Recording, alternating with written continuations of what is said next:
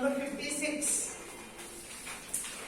The definition of globalization comes much later in your chapter, but it starts with an example. Clear? That how the MNCs refer to? Yes, multinational corporations. And the very name itself, multinational. Multinational means that those companies, organizations, industries, those are having their, yes, you have done the chapter. Yes, that their production is spread and they have a market. Clear? All over the world. All over the world means in most of the countries. So they are termed as MNCs. And we know that how the MNCs are spreading production. So in this example, the first thing is that the design was prepared in USA. The components of that product were made in China. And they were assembled in Mexico and Eastern Europe. And finally, the customer services were provided from India. So you see how many countries are involved in the production of one particular thing. So when we have the production process spread across various countries, and similarly the products when finally ready are sent or spread or sold globally. Clear? So then we talk of globalization. While doing about the economy of India, we did that when the Britishers left India, the Indian economy was very much disturbed. Disturbed in the sense that the Britishers had concentrated on those policies which would benefit them.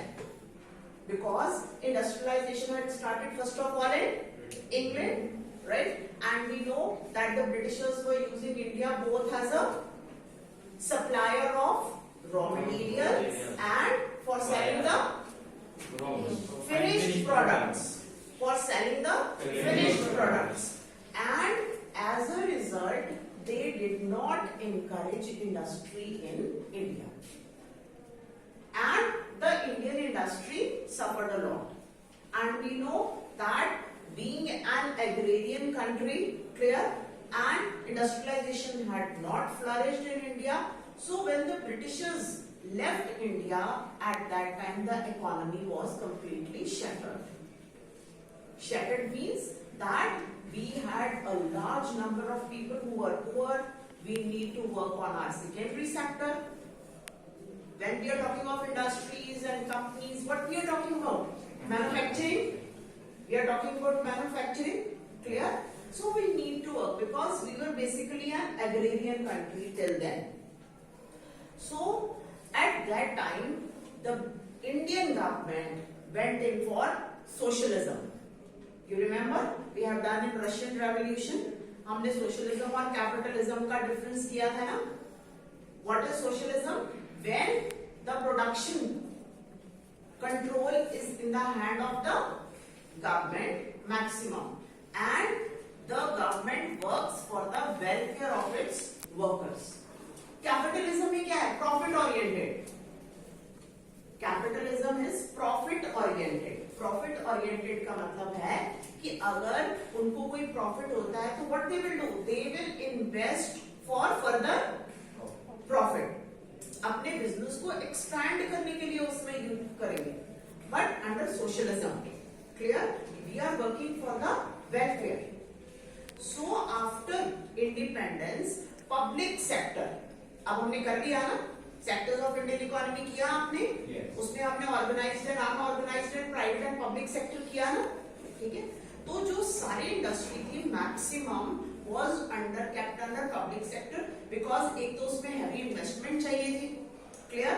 और जो Indian government थी उनको डर था कि अगर हम private sector में देते हैं ज्यादा इंडस्ट्री तो फिर इंडिया में गरीबी और बढ़ जाएगी, क्यों? क्योंकि जो प्राइवेट सेक्टर है नेचुरली, जैसे हमने कहा कैपिटलिज्म के अंडर क्या होता है, it is profit oriented, clear, and as a result we will not be able to stabilize the economy of India. So at that time government had imposed certain trade barriers also, कि हम क्या import कर सकते हैं, क्या हम export कर सकते हैं, trade barriers उसको कहते हैं. इसके आगे मैंने आपको बताया था कि 1991 में एंड 1991 कब से ये पॉलिसी चल रही थी, 47 से. So now as the scene was changing, we could not restrict the economy. Economy को हम बहुत ज्यादा देर तक restrict नहीं रख सकते थे. Therefore, in 1991, under the chairmanship of Dr. Manmohan Singh, हमने liberalization की policy adopt की and the government removed or eased the trade barriers. तब तक Indian industry भी develop होती है. Yes. In the meantime, stabilization was there, and plus we could not no longer afford to keep the industry and economy closed. अगर हमें world economy में अपनी जगह बनानी थी तो हमें अपनी इकोनॉमी को ओपन अप करना ही था. We had to take that step. So that's why we talk of liberalization and removing of trade barriers in 1991. Clear? Next is interlinking of production across countries. इसके बाद हमने फर्स्ट एग्जांपल में कर ली, ठीक है, interlinking. अब उसके बाद है कि what are in MNC setup production. अब जब एमएनसीज अपनी प्रोडक्शन यूनिट किसी कंट्री में लगाती हैं तो वो कौन से फैक्टर्स हैं जिनको वो ध्यान में रखती हैं. So these are given on page 57. Clear? क्या देखते हैं? Close to the market, skilled and unskilled labor is available at low cost, clear, and availability of other factors of production is assured. And next they look for government policies which can take care of their interests. ठीक है, जैसे हमने manufacturing industries में किया था ना कि what are the factors, किया था ना उसमें कि what are the factors, location of industry के लिए कौन से फैक्टर्स होते हैं. इसी तरह जो एमएनसीज हैं they also look for certain things before they set up their production units. So further we have the definition of investment and what is foreign investment. Clear? Next again we have the example on page number 58. You can see now what are the various methods adopted by the MNCs. MNCs का एक सबसे बड़ा method क्या है? They buy up local companies and then they expand production. सब ऊपर की lines में या आप देखो 2-3 लाइंस में देखो उसमें दिया हुआ है MNCs most common route. Most common route का क्या मतलब है? The method adopted.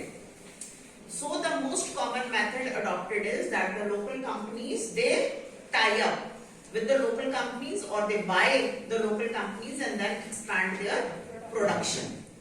उसके बाद next you leave this and next you see that there is another way in which MNCs control production.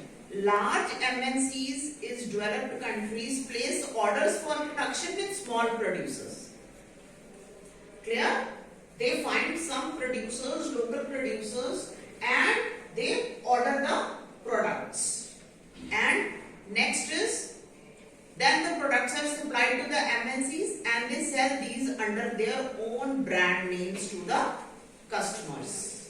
So these large MNCs have tremendous power to determine price, underlying quality, delivery and labor conditions of these distant producers. Distant producers का क्या मतलब है? जैसे हमने कभी example किया, ठीक है, जो इनिशियल प्लानिंग थी वो कहाँ हुई थी?